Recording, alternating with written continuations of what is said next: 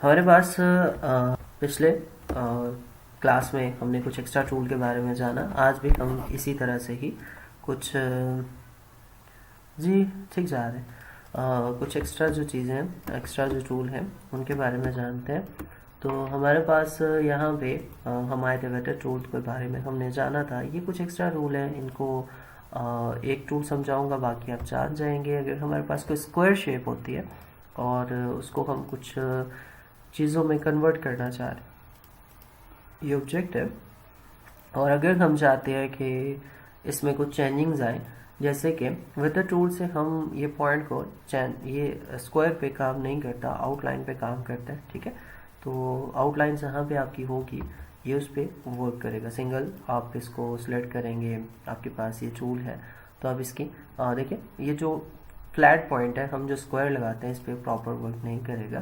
तो इसके साथ अगर हम यहाँ पे इसके बाहर जो टूल एक्स्ट्रा है, वर्ड टूल है, वर्ड टूल को अगर हम ये सिंपल सा इसका आपके पास सर्कल आता है, सर्कल को कम करने के लिए आप शॉर्टकट की इस्तेमाल कर सकते हैं। और यहाँ पे इसको ये बाहर से अगर हम किसी शेप को अंदर की तरफ मूव करना चाहें तो हम ऐसे कर सकते हैं।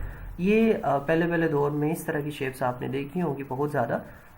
पहले पहले जब इलस्ट्रेटर में बहुत सारी शेप और शेप बिल्डर ये इस तरह के टूल्स हमारे पास जब नहीं थे, तो हम इन शेप्स की मदद से कुछ ऐसे वाले इफेक्ट बनाते थे और इनको इस्तेमाल करते होते थे। इस तरह की शेप बहुत आपने देखी होंगी। इसमें बहुत सारी ऐसी मुख्तलिफ तरह की शेप बनती है। उसके बाद ट्रिल शेप होती है, हम किसी ऑप्शन को ऐसे राउंड करना चाहें तो इस तरह की शेप भी आपको दिखने के लिए मिली होगी। और इसमें पकेट टूल है, ये भी ऑब्जेक्ट को बाहर से अंदर की तरफ मूव करता है ऐसे करके, और ये ऑब्जेक्ट ऐसे आ जाएगा, ये ऑब्जेक्ट आपका ऐसे आ जाएगा। और इस ऑब्जेक्ट को भी आप ऐसे, मतलब कोई ऑब्जेक्ट मूव करना चाहें, क्लोज करना चाहें, तो कोई खास करके स्क्वायर के ऊपर मैं आपको इसके बता देता हूँ। ये कुछ टूल है, पहले पहले इन पे काम सही किया जाता था, मतलब डिज़ाइनिंग का एक लेवल होता है, तो ये उस हवाले से स्टार्ट हुए थे। हाँ, यूट्यूब की वीडियो के लिए टॉपिक अच्छे हैं कि आप उनकी पॉइंट से ऐसे कुछ बना सकते हो, शेप को टोटल पूरी शेप को क्लोज कर सकते हैं। मीन्स हमें यहाँ पे इस कॉर्नर को एक वेव बनाना है या फिर कुछ इस तरीके से लाके इसको ऐसे इस कॉर्नर तक छोड़ देना है, कोई लोगो बनाने के लिए, कोई इस तरीके को शेप बनाने के लिए, तो हम ये चीज़ वहाँ पे इस्तेमाल कर देते हैं। डिलीट कर देता हूँ और डिलीट करने के बाद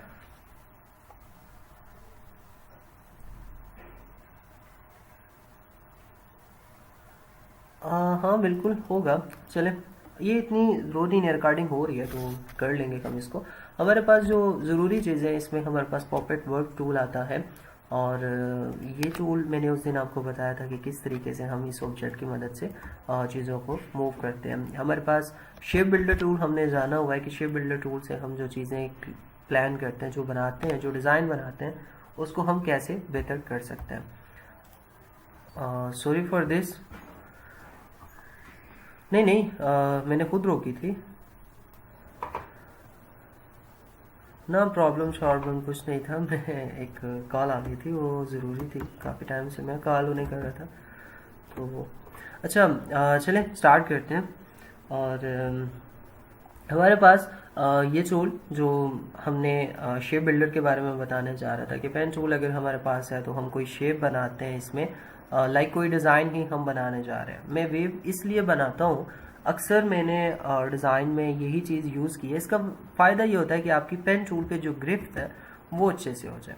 हम इसको आर के साथ दबा के क्लोज करते हैं और यहाँ पे इसको कुछ इस तरीके से या फिर इस एरिया में रख के ऐसे हम थोड़ा स्मूथ कर देते हैं, थोड़ा सा यहाँ पे रख लेते हैं और कुछ इस तरीके से इसको बना लें। थोड़ी आप अगर पेन टूल का जब इस्तेमाल करें तो एरिया थोड़ा बढ़ा लें ताकि आपको किसी किस्म की उसमें प्रॉब्लम ना आए।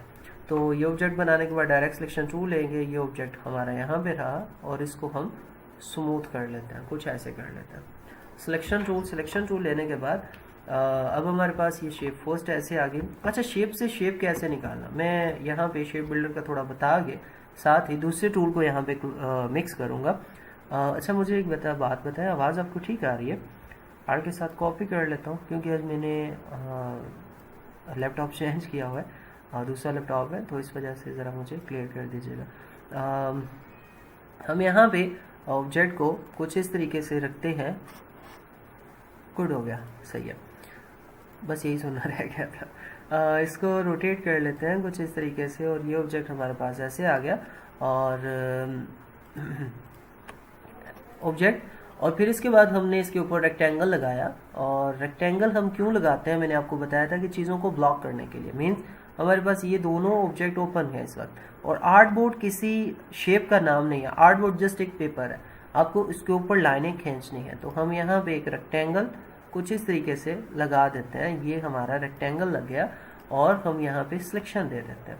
अच्छा, सिलेक्शन देते साथ मेरे पास यहाँ पे शेप बिल्डर टूल है, और शेप बिल्डर टूल से मैं यहाँ पे क्या करता हूँ, स्वेप कर देता हूँ। पहले मैं क्लिक ब्लैक यहाँ पे ले आता हूँ कलर, और यहाँ पे मुझे कोई और कलर चाहिए तो मैं यहाँ से कोई और कलर ग्रे वाला जो भी है वो मैं दे देता हूँ, और थर्ड हमारा वाइट ही रहेगा तो हम वाइट को यहाँ पे रख देंगे।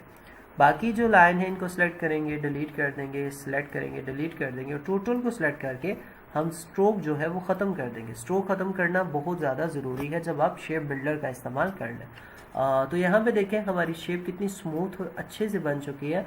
और अगर हम यहाँ पे कोई थर्ड कलर देना चाहें, येलो टाइप या इस तरह से कोई भी, तो आपकी शेप यहाँ पे आपको क्लियर हो जाती है। अच्छा, इसको ज़रा मज़ीद चेंज करता हूँ मैं, कंट्रोल Z करके मैं वापस चला गया, लाइक यहाँ तक मैं आ गया इसमें जहाँ मैंने शेप बिल्डर को इस्तेमाल करना था, वहाँ तक हम इसकी सेटिंग को लेते हैं।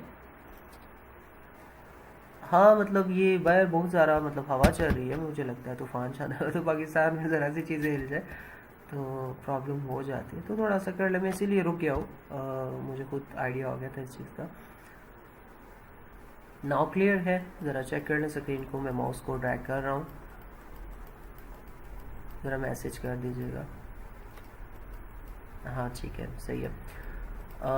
अच्छा, हाँ हाँ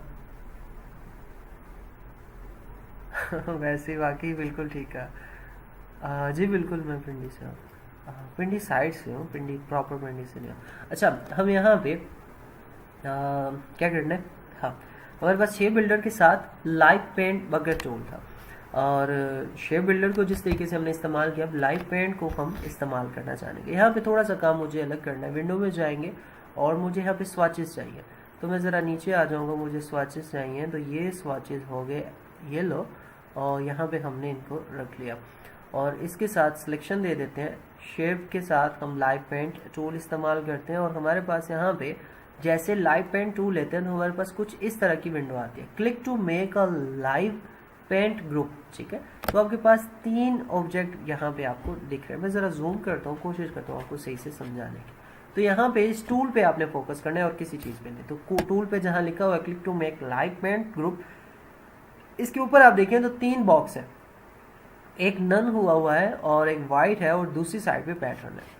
ये क्या होता है कि जो ऑब्जेक्ट आप सेंटर में लाना चाहते हो, अगर मैं राइट एरो प्रेस करता हूँ तो आप देखें कलर चेंज हो रहे हैं। यहाँ पे कौन से कलर चेंज हो रहे हैं, अगर आप यहाँ पे इसको देखें, ये मैं इसके सामने यहाँ पे रखता हूँ, अब मैं अगर एरो प्रेस करता जाता हूँ तो आप स्वाचेस में देखें, स्वाचेस में भी कलर चेंज हो रहे हैं, और यहाँ पे भी वही कलर, वो कलर जो स्वाचेस में वहाँ पे बॉक्स में आ रहा है वो यहाँ पे भी आ रहा है। तो मीन्स स्वाचेस में जितने भी कलर हैं, हम जस्ट अपने राइट एरो प्रेस करने से, राइट और लेफ्ट एरो प्रेस करने से हम इनको टारगेट कर सकते हैं। तो देखिए सारे के सारे, अब वापस लाना हो तो ऐसे ला सकते हैं, ऊपर लेकर जाना हो तो ऐसे लेकर जा सकते हैं, ऊपर चले गए नीचे, यहाँ पे यहाँ पे यहाँ पे, इस तरीके से हम अपने लिए कलर को सिलेक्ट करते हैं।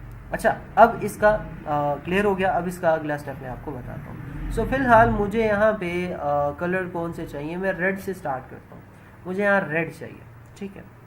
मैं यहाँ पे क्लिक करूँगा तो ये रेड लग गया।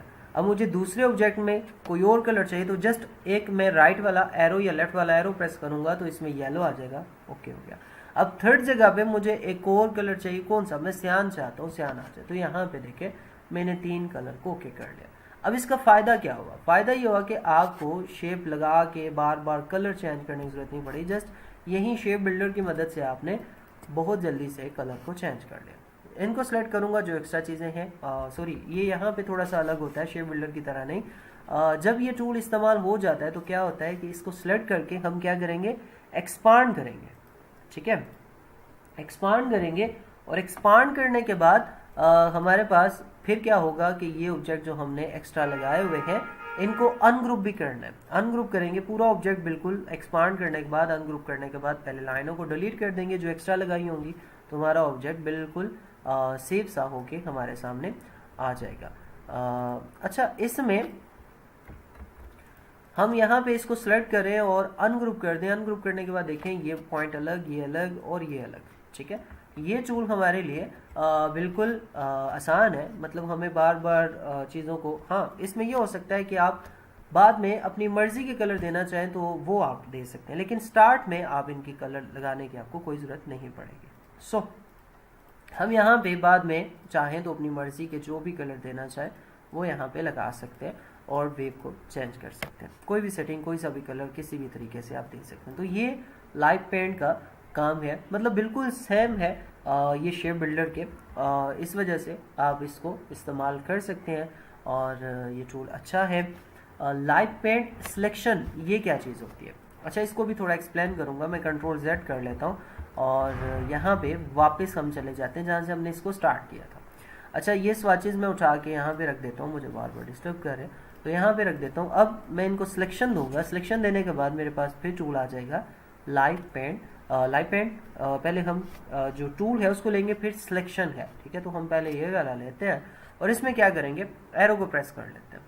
अच्छा जी, हमने यहाँ रेड दे दिया, फिर हमने यहाँ पे ग्रीन और फिर यहाँ पे ब्लू दे दिया, लेकिन साथ ही आपको मतलब आपके माइंड में आया कि नहीं यार कलर आपने टूल भी ख़त्म कर दिया, तो अब आप चाहते हो नहीं उसी में कलर और होने चाहिए, तो आप क्या करेंगे, लाइव पेंट सिलेक्शन ले लेंगे, ठीक है। सिलेक्शन लेने से क्या होगा कि आपने जो ऑब्जेक्ट सेलेक्ट किया होगा, अब देखें यहाँ पे मैं इसको सिलेक्ट करता हूँ तो ये एक इसके ऊपर एक पैटर्न आ जाएगा, डॉटेड पैटर्न, और इस पैटर्न का क्या फ़ायदा होगा कि आपको पता लग जाना यार ये सिलेक्टेड है। अब इसको सिलेक्ट करते हुए हम यहाँ डार्क कलर दे सकते हैं। अब ग्रीन को हम सिलेक्ट करेंगे तो ग्रीन डॉटेड पैटर्न में आ जाएगा, तो हम इसको पिंक कर देते हैं और यहाँ पे ये ऑब्जेक्ट हो तो इसको मैं ब्लैक कर देता हूँ। तो देखें ये लाइव ऑब्जेक्ट का फ़ायदा है कि आप जब चाहें आपने जो कलर बनाया उनको दोबारा से ठीक कर सकते हैं। अच्छा, प्रॉपर्टी में जाते हैं और एक्सपांड कर देते हैं, फिर से वही रूटीन है, फिर अनग्रुप भी कर देते हैं और फिर सेलेक्ट करके बर्ड जो हमने एक्स्ट्रा लाइन लगाई थी, क्योंकि ये डिलीट नहीं करता किसी चीज़ को, इस वजह से आप पूरी की पूरी लाइन मतलब इसको उठा के साइड पे कर सकते हैं, डिलीट हो गया। तो इस तरीके से आपका ऑब्जेक्ट बच जाता है। तो ये टूल भी शेप बिल्डर इस्तेमाल करें, ये इस्तेमाल करें, दोनों तरीके आपको पता है, तो आपको जो ईजी लगे इसमें से वो इस्तेमाल करें। लाजमी नहीं कि जो सारे दुनिया जो चीज़ें इस्तेमाल करें या सारे लोग जो इस्तेमाल करें आपके लिए वो ईजी हो। अगर आप सेकंड वे अपनी देखना चाहते हैं तो इस तरह से ज़रूर अपने आप को आजमाया करें, प्रैक्टिस किया करें। प्रैक्टिस मीन्स आपने गूगल से कोई सा भी डिज़ाइन उठा लिया, उस पर जो शेप्स बनी हुई हैं उसको बनाया, इन टूल की मदद के साथ बनाया, तो इससे आपकी प्रैक्टिस बहुत इम्प्रूव होती है। ठीक हो गया। अच्छा, ये टूल क्लियर है। इसी के साथ साथ हमारे पास प्रोस्पेक्टिव ग्रिड टूल है। इस टूल के बारे में भी आपको बताना ज़रूरी है। टूल अच्छा है, लेकिन मुझे थोड़ा सा जो बैकग्राउंड है वो अलग करना पड़ेगा, तो मैं कंट्रोल न्यू प्रेस कर लेता हूँ, प्रिंट में चला जाता हूँ और A4 लेके लैंडस्केप कर लेता हूँ और फिर मैं इसको क्रिएट करता हूँ। ये बड़ा पेज मैंने स्क्वायर में इसलिए ले लिया कि आसानी से इस टूल की समझ आ जाए। प्रोस्पेक्टिव ग्रिड टूल जैसे ही हम लेते हैं, सिलेक्शन टूल और प्रोस्पेक्टिव ग्रिड टूल, ये टूल हमें बहुत सारे विलास ने, मैंने यूट्यूब पे एक वीडियो भी अपलोड की, उसका भी काम मैंने प्रोस्पेक्टिव में ही बनाया। तो आप इसकी मदद से बहुत अच्छे अच्छे इफेक्ट, अपने टेक्स्ट के इफेक्ट, कोई शेप अच्छी सी मतलब कोई सोशल मीडिया पोस्ट है उसको बनाना चाह रहे हैं तो आप इसकी मदद से बहुत आसानी से बना सकते हैं।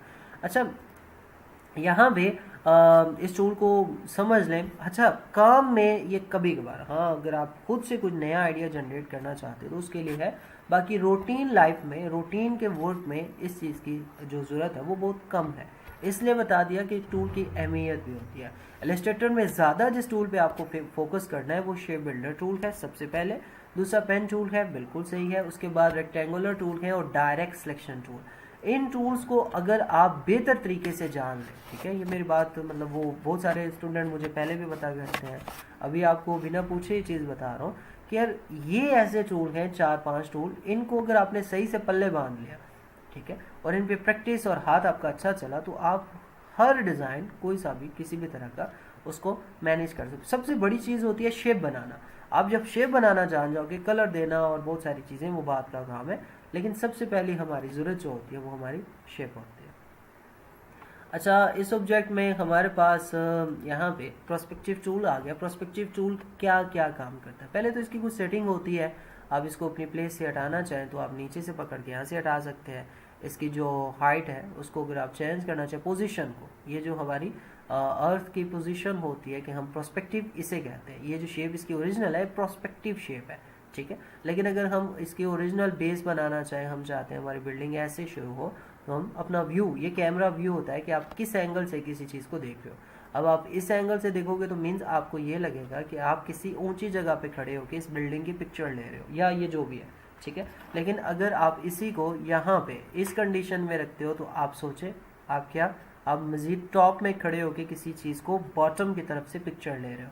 और अगर यही चीज़ यहाँ से आ जाए तो आप देखें यही लगेगा कि आप बिल्कुल ज़मीन पे खड़े होकर किसी चीज़ को किसी चीज़ का व्यू ले रहे हो। तो ये टोटल व्यू होते हैं यहाँ पे, इनको आपको समझना है, इन पे आपका फोकस होना चाहिए। बहुत इजी है ये, इसकी सेटिंग ज़्यादा ज़रूरी होती है। अच्छा, इसके बाद हम ये पॉइंट कम करना चाहें या बढ़ाना चाहें, ठीक है, ये हमारे ऊपर होता है कि हम किस तरीके से इसको रखना चाहते हैं।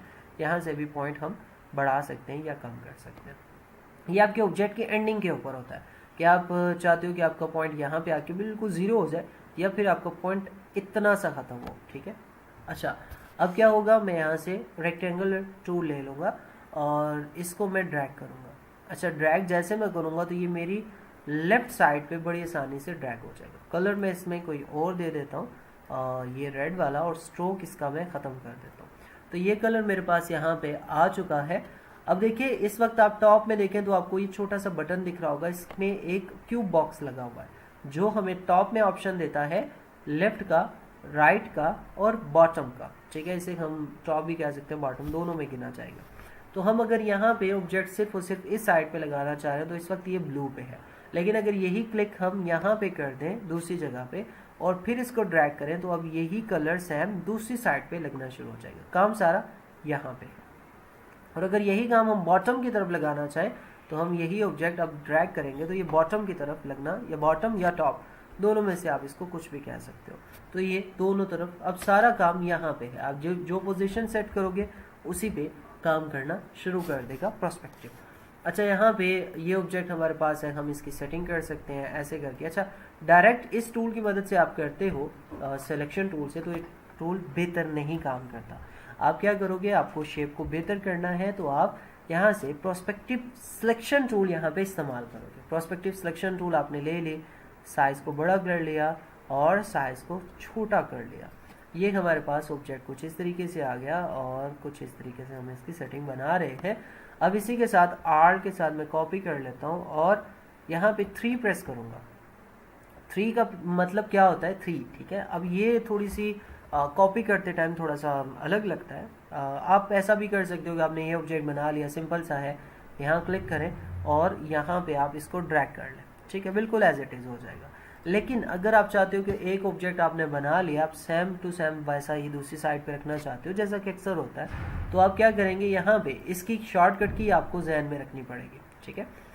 ये शॉर्टकट की होगी। इसकी शॉर्टकट की क्या है कि यहाँ फर्स्ट पे हमारा होगा 1 और राइट पे हमारा होगा 2 और यहाँ पे बॉटम में 3, ठीक है। तो ये ऑप्शन हमारे यहाँ पे चलेंगे 1 2 3 या 1 2 3 इस तरीके से भी। अब यहाँ पे आप 1 प्रेस करें तो ये देखें, 2 प्रेस करें तो बॉटम सेलेक्ट हो गया, 3 प्रेस करेंगे तो हमारा लेफ्ट साइड हमारे यहाँ पे सिलेक्ट हो गया। 1 2 3 1 2 3, ये यहाँ पे चेंजिंग आप देख सकते हैं 1 2 3, ठीक है। तो ये 3 हमारा राइट साइड हो गया, 2 हमारा बॉटम और 1 से हम अपनी लेफ्ट साइड इसको दे सकते हैं। अब यहाँ पे मैं क्या करूँगा, इसको पर्सपेक्टिव सिलेक्शन टूल से लूँगा, ड्रैग करूँगा तो देखें ये आगे ही आता जा रहा है। तो मैं यहाँ पे इसको आल्ट दबा दूंगा ताकि ये कॉपी हो जाए, ठीक है। और आल्ट को ये छोड़ना मैंने किसी चीज़ को नहीं है। देखें जो मैं काम करूँगा मैं उसको पूरी, ये पूरी फॉर्म होती है, मतलब मैंने इसको उठाया, पकड़ा हुआ है अभी, फिर साथ आल्ट दबा दिया, इस पर भी होल्ड है और साथ मैंने 3 प्रेस कर दिया,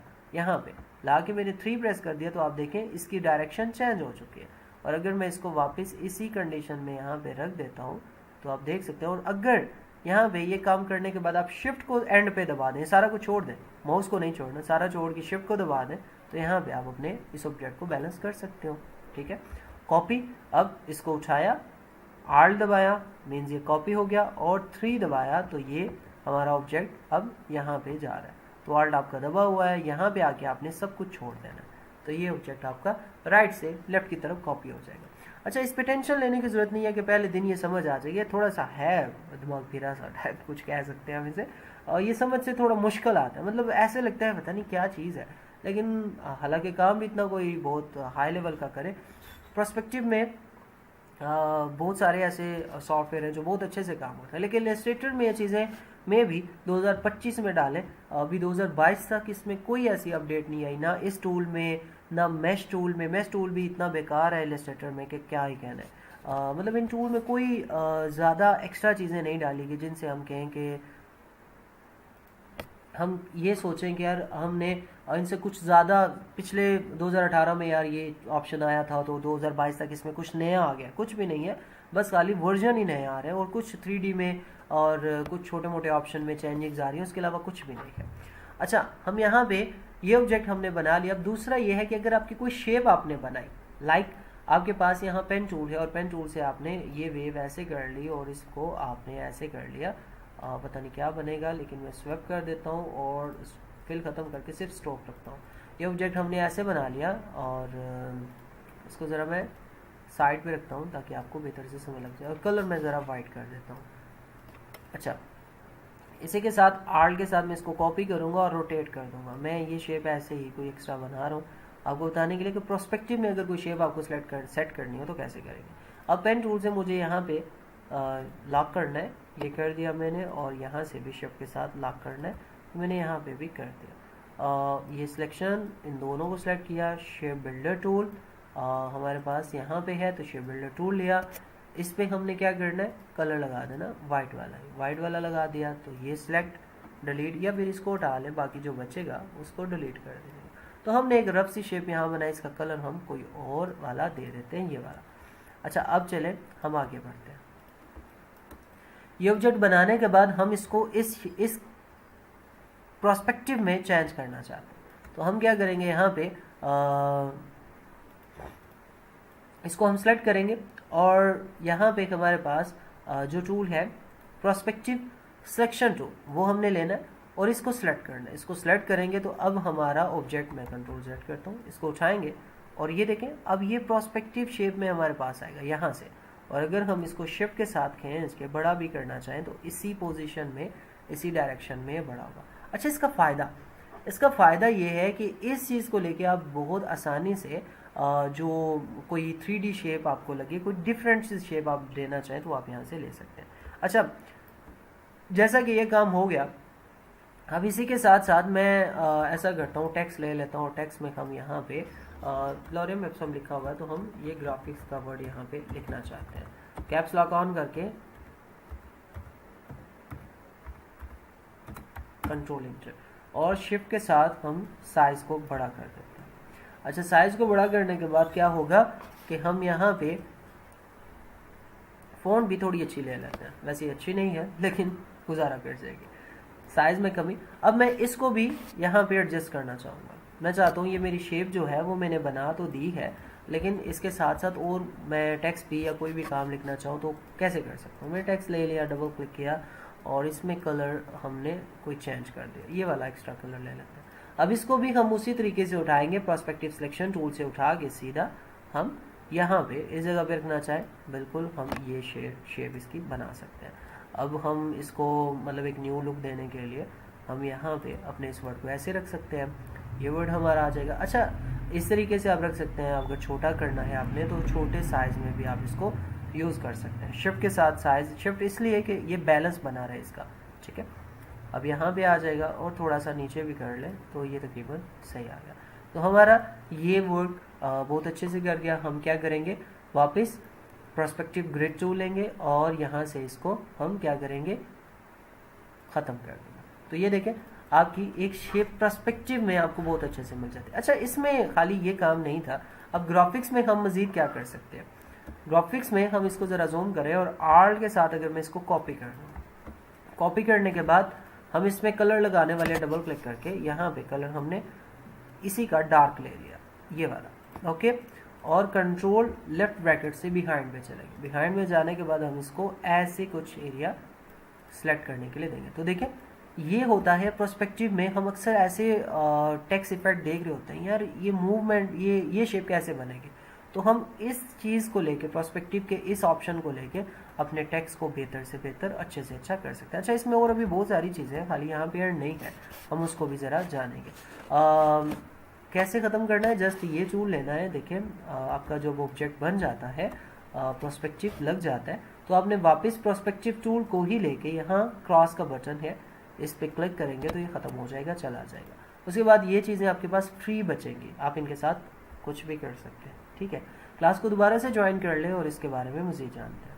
अच्छा, तो हम यहाँ पे अगर इसी ग्राफिक्स के वर्ड को मज़ीद बढ़ाना चाहते हैं, हम चाहते हैं यार ये अच्छे से हमारे ऑब्जेक्ट में आ जाए, हमने डेप्थ इसकी बना ली और यहाँ पे इसको सिलेक्ट करके हम इसमें स्ट्रोक लगाते हैं। स्ट्रोक 1 पॉइंट का हमने दे दिया और 1 पॉइंट का स्ट्रोक लगाने के बाद ब्लैक की जगह हमेशा वाइट, इस तरह के इफेक्ट में वाइट का काम बहुत अच्छा रहता है ताकि वो ब्रेक करता है चीज़ों को। तो देखें यहाँ पे ये कितना अलग सा दिख रहा है। अब इसमें छोटा सा काम अगर आप और कर लेंगे, इसमें आप फिल की जगह स्ट्रोक लगा दें, सॉरी ग्रेडियंट लगा दें, और ग्रेडियंट में आप अपनी मर्ज़ी का कोई कलर जो आपको अच्छा लगता है वो आप दे दें। जैसे कि रेड और ऑरेंज का मैं कम्बिनेशन बहुत अच्छा समझता हूँ, येलो या ये वाला कलर, नहीं ये ठीक है, येलो कर दें तो भी ठीक है। तो इसको बाद में यहाँ ग्रेडियंट टूल लेके आप इसकी डायरेक्शन को सीधा कर सकते हैं और देखें ये कितना ज़बरदस्त सा इफेक्ट बनता है। कार्टूनिक इफेक्ट हो जाए, ये बहुत अच्छे से बन गया। अच्छा, इसमें अब हम शेड लगाना चाहें, मतलब हम एक इफेक्ट सा इसमें लगाना चाहते हैं, ये काम हो गया ग्रेडियंट से। हम थोड़ी और सेटिंग इसकी कर लेते हैं, बॉटम से टॉप की तरफ, टॉप से बॉटम की तरफ, ये सेटिंग हमारे पास आ गई। अच्छा, नेक्स्ट हमारे पास क्या है, इस ऑब्जेक्ट को सिलेक्ट करने के बाद ये सेटिंग करने के बाद हम यहाँ पे एलिप्स शेप ले लेंगे। अच्छा, काम देख लें, एक टूल से हुआ, एक टूल से सिर्फ शेप है, मतलब जब तक हम बहुत सारे टूल्स को मिक्स करके काम नहीं करेंगे हम कभी भी फाइनल पोजीशन में कभी जा ही नहीं सकते। तो हम यहाँ पे ये ऑब्जेक्ट कुछ इस तरीके से लगा लेते हैं और मैं इसमें इस वक्त फिल ख़त्म कर देता हूँ, सिर्फ स्ट्रोक रहने दूंगा और स्ट्रोक को मैं इस डायरेक्शन के हिसाब से मूव करूँगा। अब जैसा है वैसा नहीं, थोड़ी सी मुझे खुद भी दिमाग में ये चीज़ें रखनी होगी, तो मैं कुछ ऐसे इसको रख देता हूँ। करना क्या है, कुछ भी नहीं, देखिएगा, इसको सिलेक्ट करेंगे, दूसरा टेक्स्ट को सिलेक्ट करेंगे, हो गया। अब बस आपने शेप बिल्डर टूल लेना है और आर के साथ बाहर वाला हिस्सा आपने डिलीट कर देना है। ठीक है, आपके पास बचा गया ये वाला ऑब्जेक्ट, लेकिन ये बहुत ज़्यादा अलग अलग है। आप चाहते हो कि आपका ये ऑब्जेक्ट ऐसे आए कि पूरी शेड बने। अब इस शेड को बनाने के लिए आपको थोड़ी सी मेहनत करनी पड़ेगी, क्योंकि आपकी ऑब्जेक्ट जो है वो इस शेडिंग में थोड़ा सा डिफ़िकल्ट आएगा, क्योंकि ये चीज़ें ऐसे करना, कटिंग करना। तो हम क्या करेंगे, फिर से इसको सेलेक्ट करते हैं या इनको हम अनग्रुप करेंगे। अनग्रुप करने के बाद ऑब्जेक्ट में जाएंगे, ठीक है, अनग्रुप किया, अनग्रुप करने के बाद ऑब्जेक्ट में जाएंगे और सीधा नीचे आ जाएंगे यहाँ पे compound path. Compound path means किसी चीज़ को जैसे हम कोरल ड्रा में कंबाइन करते हैं, वैसे ही कंपाउंड पाथ यहाँ पे वर्क करता है। मतलब हम सारे ऑब्जेक्ट को सेम टाइम एक जगह इकट्ठा कर सकते हैं। इसके बारे में मैं बताऊंगा कल वाली क्लास में, मुझे लाजमी याद कराइएगा। कंपाउंड पाथ के बारे में आप कुछ कह रहे थे, क्योंकि अभी बताया तो टॉपिक से हट जाएंगे। तो हम यहाँ पे कंट्रोल 8 या फिर हम मेक करेंगे तो ये ऐसे इकट्ठे हो गए। हम इस ऑब्जेक्ट को फिर से सिलेक्ट करेंगे और टेक्स्ट को फिर सिलेक्ट करेंगे, शेप बिल्डर लेंगे। अब आप ऊपर वाला ऑब्जेक्ट देखें तो ये अगर ऐसे बनाते हैं तो सेम बन सकता है, पूरी शेप सेम हो सकती है, लेकिन हम आर के साथ बाहर वाले को डिलीट करते हैं और ऊपर वाला जो ऑब्जेक्ट हमारा वो बन चुका है। ठीक है, ये आपका जो स्ट्रोक में आया ये ऑब्जेक्ट आपका बना। तो आप शिफ्ट के साथ इन सबको सिलेक्ट कर लें, ये सारे का सारा ऑब्जेक्ट सिलेक्ट हो जाएगा और इसको स्वैप कर लें। तो देखें ये ब्लू शेड में आपको यहाँ पे कुछ इस तरीके से मिलेगा और ये भी इसी का हिस्सा है। तो हम इन सबको ऐसे सिलेक्ट कर लेते हैं, ये ऐसे करके, तो ये शेप हमारी ऐसे सिलेक्ट होगी। और से देख लें, अच्छा ये पॉइंट रह गया, इसको भी सिलेक्ट कर लेते हैं कुछ इस तरीके से। अब क्या करना है, सिंपल सा काम है, आपने इनको आपस में यहाँ से यूनाइट, बस इतना सा काम है, ये करना है। या फिर इनको भी आप कंबाइन करेंगे, ऑब्जेक्ट में जाके कंपाउंड पाथ में मेक, तो हम इनको भी मेक कर लेंगे। तो ये ऑब्जेक्ट ऐसे आ गया। अब इसका क्या, इसको सिलेक्ट करने के बाद हम यहाँ पे डबल क्लिक करेंगे और डायरेक्टली वाइट इसमें ऐड कर देते हैं। अच्छा, वाइट अब यहाँ पे क्या असर दिखाएगा देखिएगा, हम यहाँ लेंगे ग्रेडियंट, ग्रेडियंट ये आ गया और ग्रेडियंट में कलर कौन सा है हमारे पास, तो हम यहाँ पे डबल क्लिक करके वाइट यहाँ डबल क्लिक करेंगे, यहाँ पे भी वाइट। अब एक वाइट जो है उसको सिलेक्ट करना है, यहाँ 0% ग्रेडियंट, और हम यहाँ बॉटम से ऊपर की तरफ इसको ड्रैग करते हैं कुछ इस तरीके से ये, और इसको हम यहाँ पे रख लेते हैं, ये ऐसे आ गया, और कुछ इस तरीके से हम इसको जस्ट शेड देंगे बिल्कुल हल्का सा, क्योंकि ये डल है और ये भरा हुआ है। इसको ऊपर लाएंगे तो ये भर जाएगा, हम इसको नीचे रखेंगे। अगर आपका ये उल्टा हो जाए तो रिवर्स कर सकते हैं, ठीक है, ऐसे करके। तो हम इसमें ये शेड प्रॉपर फाइनल करेंगे। तो देखिए अब आपका ये ऑब्जेक्ट नॉर्मल से एक 3D लुक में कन्वर्ट हो चुका है, जस्ट एक शेड की मदद से और पर्सपेक्टिव की मदद से आपने आसानी से इस ऑब्जेक्ट को यहाँ पे बना लिया। अच्छा, इसके साथ साथ ये ऑब्जेक्ट अगर साइज़ में हम बड़ा कर लें और ऐसे इस तरीके से किसी शेप में इसको रखना चाहें तो हम बाद में इसी शेप का इस्तेमाल करके इसको रख सकते हैं। अब ये शेप यहाँ पे हम चाहते हैं ख़त्म हो जाए, इसके नीचे से ख़त्म हो जाए, तो हम पेन टूल लेंगे, यहाँ से ऐसे कर लेते हैं, ऐसे ऐसे ऐसे और ऐसे, और इसमें कलर कोई सॉलिड दे देते हैं। अब इन दोनों को सिलेक्ट करेंगे, पीछे वाली शेप को और ये जो हमने अभी शेप बनाई है ये वाली, इसका कलर भी चेंज कर देता हूँ ताकि आपको समझ लग जाए। इसको सिलेक्ट किया और पीछे वाली शेप को सिलेक्ट किया और क्या किया, शेप बिल्डर लिया और आर के साथ इसको डिलीट कर दिया और इसको भी डिलीट कर दिया। तो ये ऑब्जेक्ट हमारे यहाँ पे ख़त्म हो चुके हैं। ये देखें आपका एक बड़ा प्यारा सा जो इफेक्ट है लोगों के लिए, कंपनी किसी के लिए जो आपने बनाना है वो आप ऐसे बना सकते हैं, और इसको बाद में आप ऐसा भी करना चाहें तो कर सकते हैं। कितनी मूव्स हैं आपके पास। प्रोस्पेक्टिव जब चीज़ बन जाती है तो उसकी मूव अपनी ही होती है और बहुत प्यारा लग रहा होता है। आप स्ट्रेट भी रखना चाहें तो भी बड़ा ज़बरदस्त दिखेगा। तो इस तरह की चीज़ों को ज़रूर अप्लाई करें। अच्छा, कंट्रोल Z करके मैं यहाँ पे आता हूँ और यहाँ से मज़ीद जो चीज़ें हैं उसके बारे में हम जानते हैं। इसको सिलेक्ट करेंगे, आई ड्रॉपर लेंगे, ग्रेडियंट सेलेक्ट कर लेंगे, यहाँ पे ग्रेडियंट मैंने दे दिया और आर्ट के साथ आप कॉपी कर लें। कॉपी करने के बाद आप कंट्रोल शिफ्ट ब्रैकेट से पीछे इसको कर लें और आई ड्रॉपर से आप ये कलर इसमें लगा दें जो आपने शेडो में लगाया। तो इसका कंप्लीट जो काम है, मतलब वो शेडो आप यहाँ पे भी देना चाहते हैं तो वहाँ पे भी आ जाएगा। तो ये चीज़ आपके कुछ ऐसे काम आएगी। आर्ट को कॉपी करें, यहाँ पे रख लें और इसको आप मूव कर लें। मूव करने के बाद आप यहाँ से इसको लेकर आए और इसको ऐसे रख लें। तो देखिए आप एक वो घुमाने वाली जो शेप है वो आसानी से इसमें बना सकते हैं। तो ज़रूर ये छोटी मैंने इसमें कुछ भी नहीं किया, बस उसी शेप को मूव करता हूँ और उसी को देख रहा हूँ कि अगर वो अच्छे से आ जाए। या यहाँ से हम रखना चाहें तो ऐसे रख देते हैं, इसको सेलेक्ट करें, इसको ऐसे रखना चाहें तो ऐसे रख देते हैं।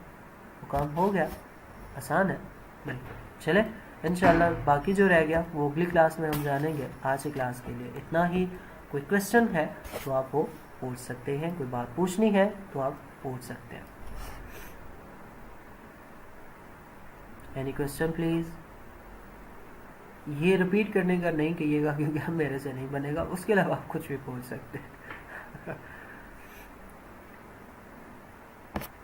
मुझे बताएं कि मज़ीद कोई क्वेश्चन है तो आप वो पूछ सकते हैं। आई थिंक स्क्रीन रुक गई थी। क्लास के रिलेटेड कोई क्वेश्चन है तो आप कर सकते हैं। हम यहाँ पे sir social media post design में मास्टर बनना है मुझे। बिल्कुल हम बनाएंगे ना, टेंशन ना कर। अब ये आपकी जो असाइनमेंट होंगी इसी के ऊपर आएंगे इंशाल्लाह। अच्छा, यहाँ पे इस बारे में आपने पता किया कि आप कोई इस तरह का ड्रॉप शेडो लेना चाहें तो ड्रॉप शेडो में एक्स वाई की पोजीशन क्या होती है। एफएक्स मेन्यू में जाएँ, स्टिलाइज में जाए और ड्रॉप शेडो में चले जाएँ तो प्रीव्यू लेंगे तो एक्स वाई पोजीशन क्या है। सबसे पहले तो आपको कंट्रोल करना है। मैंने जो एक चीज़ बताई थी कि आपको मिलीमीटर से पिक्सल में चले जाना है। दूसरा, इसको सिलेक्ट करें, इसका साइज़ थोड़ा बड़ा कर लेते हैं। ड्रॉप शेडो हमेशा थोड़े बड़े साइज़ में लगाएं तभी आपसे बेहतर लगेगा। तो उसके बाद आप यहाँ भी इसको जूम कर लें, इसको सिलेक्ट करें, एफएक्स मेन्यू में जाएं और स्टिलाइज में चले जाएं। स्टिलाइज में जाने के बाद ये ड्रॉप शेडो और प्रीव्यू ले लें। प्रीव्यू लेने के बाद आप देखें तो आपका सबसे पहला काम ये आपको शो मतलब ऐसे दिखता है। अब आपको खुद दिख रहा है कि यार इसका जो बैक एरिया डार्क है बहुत, तो आप कम करेंगे। आप इसे कहेंगे कि यार ये 60% मुझे ठीक लग रहा है, 50% इतना काफ़ी है। अब एक्स पोजीशन क्या है ये आप खुद से भी अंदाज़ा लगा सकते हैं, मैं भी अब आपको बता रहा हूँ। अगर एक्स को हम यहाँ पे चेंज करते हैं तो लेफ्ट टू राइट अगर हम 0 तक आ जाते हैं तो आप देखें ये यहाँ बैलेंस में है, और वाई की पोजीशन को भी हम 0 पे ले जाएं तो ये बैलेंस में है, और ब्लर को भी हम ले जाएं 0 पे तो ये हमारा जो ड्रॉप शेडो है वो ख़त्म हो चुका है। तो यहाँ पे हमें चीज़ क्या क्लियर करनी है कि अगर हम यहाँ पे ब्लर को बढ़ाते हैं तो ब्लर इसके चारों साइड पे बढ़ेगा। क्यों? क्योंकि y और x position left to right, top to bottom हमारा इस वक्त फाइनल नहीं है, तो हम इसको यहाँ पे 5 पॉइंट दे देते हैं। तो ये शेडो अगर आपको बिहाइंड पे लगाना तो ऐसे लगा सकते हैं, लेकिन आप चाहते हो कि आपका शेडो नीचे की तरफ आए, ऊपर की तरफ आए, राइट की तरफ आए, तो अब यहाँ पे मैं चाहता हूँ कि मेरा ड्रॉप शेडो जो है वो नीचे की तरफ आए। तो मैं 0 से प्लस करता जाऊँगा, 1 2 3 करता जाऊँगा, तो ये नीचे आता जाएगा। और इसी को अगर मैं ऊपर करना चाहूँ तो मैं माइनस की तरफ जाऊँगा, तो ये ऊपर की तरफ चलना शुरू हो जाएगा। तो इस वजह से हम इसे हमेशा प्लस में लेके जाते हैं, ड्रॉप शेडो हमेशा नीचे की तरफ ही लगता है। इसके साथ अब एक्स पोजीशन है तो X position left to right है, तो अगर मैं इसको माइनस की तरफ लेके जाऊंगा तो ये लेफ्ट की तरफ जाएगी, और अगर मैं इसको प्लस की तरफ मीन 0 के बाद प्लस की तरफ अगर मैं लेकर जाता हूँ तो ये राइट की तरफ आएगा। ठीक है, बस इतना सा काम है। आपने ऑप्टी को बैलेंस रख लेना है जो आपको अच्छी लगे, उसके बाद आप इसको सेट कर लें कि यार मुझे ये कितना सा चाहिए। लेवल अगर दोनों रखने हैं तो 7 पे आप इसको लेवल भी रख सकते हैं। ब्लर एक स्टेप कम हो जाए, कम हो जाए, कम हो जाए यहाँ से, तो आप ब्लर को कम भी करके ऐसे भी रख सकते हैं। ठीक है सर, पिछले असाइनमेंट का पूछ रही हूँ मैं, जो टॉप पे आपने एएस ग्राफिक्स लिखा था वो कौन से की प्रेस करना। अच्छा, वो बिल्कुल आप पूछे, हम बताते हैं।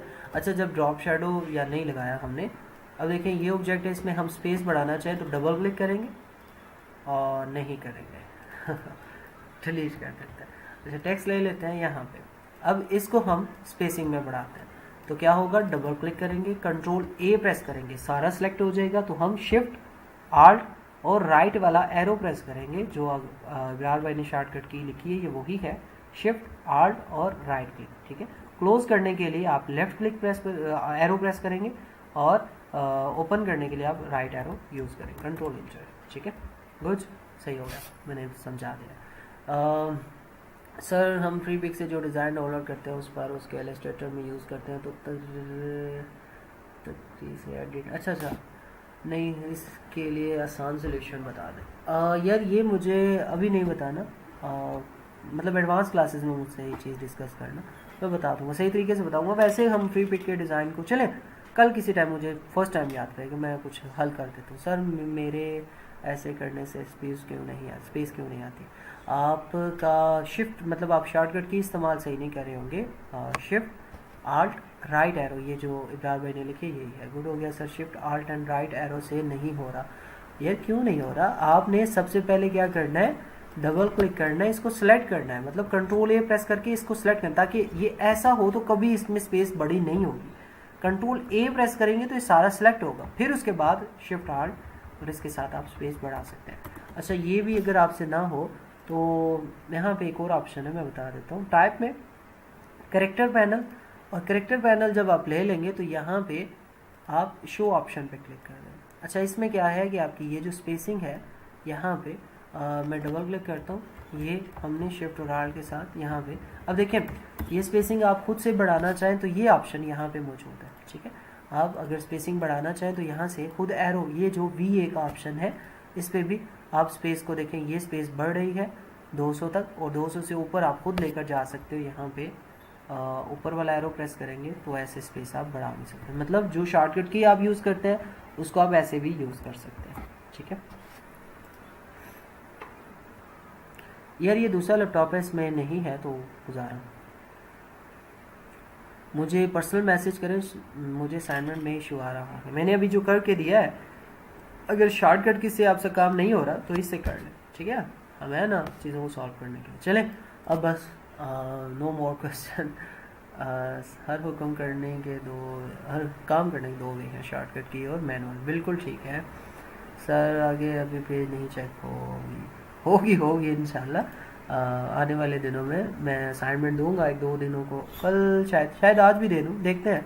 तो आपको ये जो मैंने इफ़ेक्ट आज बनाना बताया है, इस पर आपने फोकस करना है और इसको बनाना भी है, कोशिश करें कि एज इट इज़ बन जाए। ये भी असाइनमेंट के तौर पे आप लें इसे और इसको बनाने की पूरी कोशिश करें ताकि आपकी प्रैक्टिस अच्छे से हो जाए। हाँ, फिजिकली ज्वाइन कर सकते हैं, बहुत पैसे लेता हूँ मैं, चलिए इंशाल्लाह मिलते हैं नेक्स्ट क्लास में। अपना बहुत सारा ख्याल रखिएगा और दुआ में लाजमी याद रखिएगा।